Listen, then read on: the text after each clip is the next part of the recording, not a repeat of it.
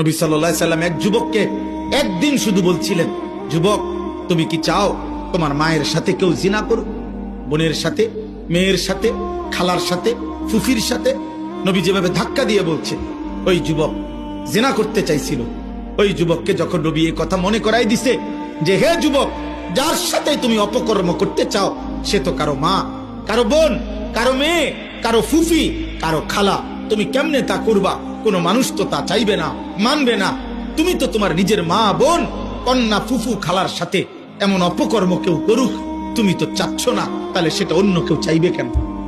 তোমরা একটা ছেলে বলো আব্বা, একটা ছেলে বলো, মুসলমানের বাচ্চা যদি মায়ের দুধ খাইয়া থাকো, যদি বাবার রক্ত থাকে, মুসলমানের রক্ত তোর শরীরে যদি থাকে, মানুষের রক্ত, তাইলে তোমরা যারা নারী ছবি মোবাইলে অস্থির দৃশ্য দেখো, তোর মাকে এমন উলঙ্গ দেখুক কেউ?